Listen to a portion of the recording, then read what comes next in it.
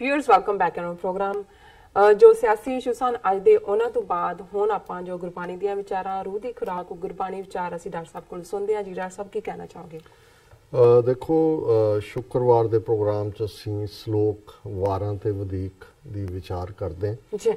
दो श्लोक अज 43 ते 44 नंबर असीं विचार लई चुने ने।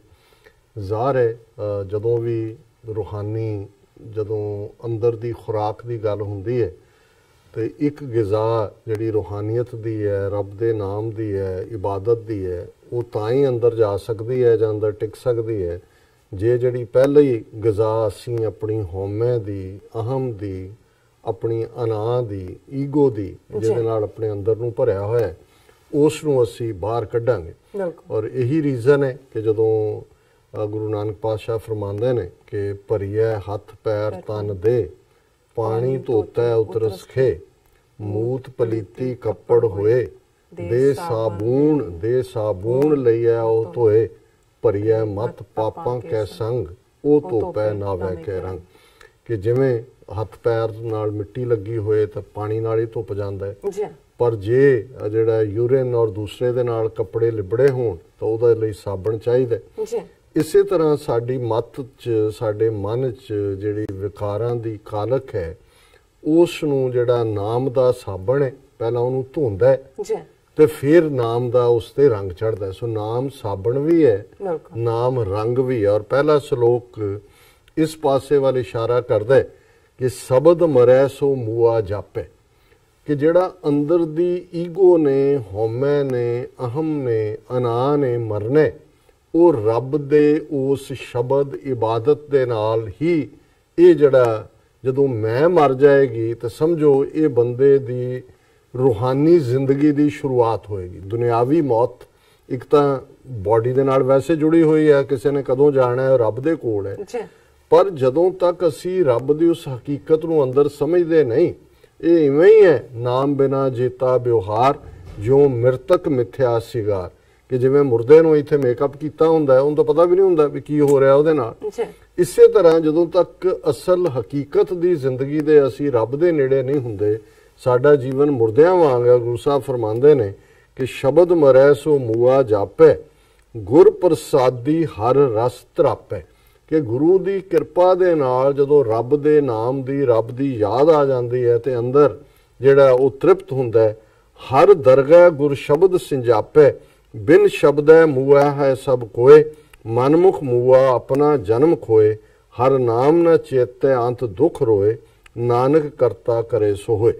सो जे रब दी दरगाह दे विच सिंजापे हुंदा है सियाण पछाण, आइडेंटिटी। जदों इत्थे असीं जांदे हां ड्राइविंग लाइसेंस आईडी, सो रब दी दरगाह दे विच सियाण दे लई रब दा शब्द है। दरगाह दे विच तां ही दाखला मिलेगा कि ये तुहाडे कोल आइडेंटिटी है, आईडी है।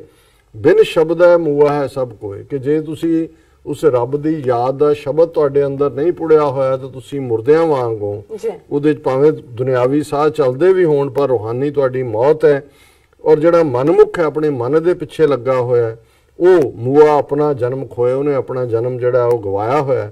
हर नाम ना चेता अंत दुख रोए, कि जदों अखीरला वेड़ा आंदा है जे जिंदगी बेकार गुजर गई तो फिर उसका पछतावा हुंदा है, रोना हुंदा है, रिपेंटेंस हुंदी है। और नानक करता करे सो, भी अल्टीमेट सब कुछ करन कराण वाला निरंकार है। और दूसरा श्लोक इस पासे वाल इशारा करदा है कि जे शरीरक पक्षों तुसी बुढ़े भी हो जाओ, हालांकि कोई मंदा नहीं बुढ़ा होया, कोई सिर रंग लैंदा है, कोई मूंह ते मेहंदी ला लैंदा है, कोई मूंह रंग लैंदा है, भावें वो एसिड ही जिहड़ा है मुड़ के मूँह की स्किन ही जिहड़ी है सुजी होए, पर वो जरूर हुंदा है। ते गुरु साहब ने याद करवाया कि ये जिहड़ा बाहरला बुढ़ापा है जां शरीर दा जर्जर होना है, इहदी जिहड़ा गुरमुख है रब दे रस्ते ते चलिया है, उहनूं परवाह नहीं करनी चाहिदी।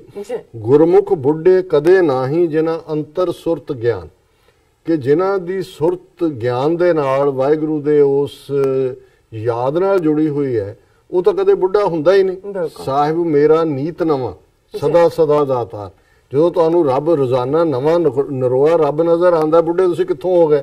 बुढ़ापा अंदर हुंदा है। बाकी तो शरीर दा धर्म है, बचपन जवानी बुढ़ापा, फिर जिहड़ा सतनाम वाहिगुरू चुको चुको कढ लो गुरमुख बुढ़े कदे नाही जिन्हां अंतर सुरत ज्ञान, सदा सदा हर गुण रवै, ਅੰਤਰ ਸਹਿਜ ਧਿਆਨ ਉਹਨਾਂ ਦੇ ਅੰਦਰ ਹਮੇਸ਼ਾ ਉਹ ਸਹਿਜ ਚ ਰਹਿੰਦੇ ਨੇ, ਵਾਹਿਗੁਰੂ ਦੀ ਯਾਦ ਰਹਿੰਦੀ ਹੈ।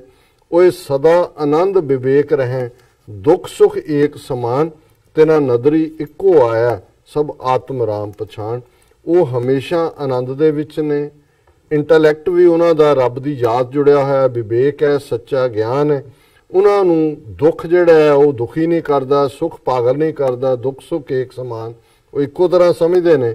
ਉਹਨਾਂ ਨੂੰ ਇੱਕੋ ਹੀ ਹਰ ਇੱਕ ਦੇ ਅੰਦਰ ਤਿਨਾ ਨਦਰੀ ਇੱਕੋ ਆਇਆ, ਹਰ ਇੱਕ ਚੋਂ ਰੱਬ ਨਜ਼ਰ ਆਉਂਦਾ, ਸਭ ਆਤਮ ਰਾਮ ਪਛਾਣ। ਉਹਨਾਂ ਨੇ ਆਪਣੇ ਅੰਤਰ ਆਤਮੇ ਉਸ ਵਾਹਿਗੁਰੂ ਨੂੰ, ਇਹ ਦਸ਼ਰਥ ਦਾ ਬੇਟਾ ਰਾਮ ਨਹੀਂ ਹੈ, ਰਮਿਆ ਹੋਇਆ, ਓਮਨੀ ਪ੍ਰੈਜ਼ੈਂਟ, ਘਟ ਘਟ में हर जीव बसै, संतन के हो पुकार, ਉਸ ਦੀ ਉਹਨਾਂ ਨੂੰ ਪਛਾਣ ਹੁੰਦੀ ਹੈ। ਸੋ ਇਹ ਅੱਜ ਦਾ ਵਿਚਾਰ। ਬਹੁਤ ਸ਼ੁਕਰੀਆ, ਤੁਸੀਂ ਅੱਜ ਦੇ ਐਵੇਂ ਸ਼ੋਅ ਤੇ ਅੱਜ ਦਾ ਵਿਚਾਰ ਸਾਡੇ ਦਰਸ਼ਕਾਂ ਨਾਲ ਸਾਂਝਾ ਕੀਤਾ। ਇਸ ਤਰ੍ਹਾਂ ਪ੍ਰੀਮੀਅਰਸ ਕੋਲ ਲੈਣੇ ਆ ਇਜਾਜ਼ਤ। ਵਿਊਅਰਸ, ਸਾਡੇ ਪ੍ਰੋਗਰਾਮ ਦਾ ਸਮਾਂ ਇੱਥੇ ਸਮਾਪਤ ਹੁੰਦਾ ਹੈ। ਤੁਸੀਂ ਆਪਣੀ ਰਾਏ ਤੇ ਸੁਝਾਅ ਸਾਨੂੰ ਭੇਜਣਾ ਭੁੱਲਣਾ ਸਾਡੇ ਇਸ ਪਤੇ ਤੇ SOS@tv84.tv ਤੇ ਅਸੀਂ ਆਪਣਾ ਪ੍ਰੋਗਰਾਮ ਲੈ ਕੇ ਫਿਰ ਦੁਬਾਰਾ ਹਾਜ਼ਰ ਹੋਵਾਂਗੇ। ਤਦ ਤੱਕ ਲਈ ਮੈਨੂੰ ਤੇ ਪ੍ਰਾਰਥਨਾ ਆਗਿਆ ਦਿਓ। ਦੇਖਦੇ ਰਹੋ TV84। ਬੁਲਾ ਦਿਓ ਫਤਿਹ। ਵਾਹਿਗੁਰੂ ਜੀ ਕਾ ਖਾਲਸਾ, ਵਾਹਿਗੁਰੂ ਜੀ ਕੀ ਫਤਿਹ।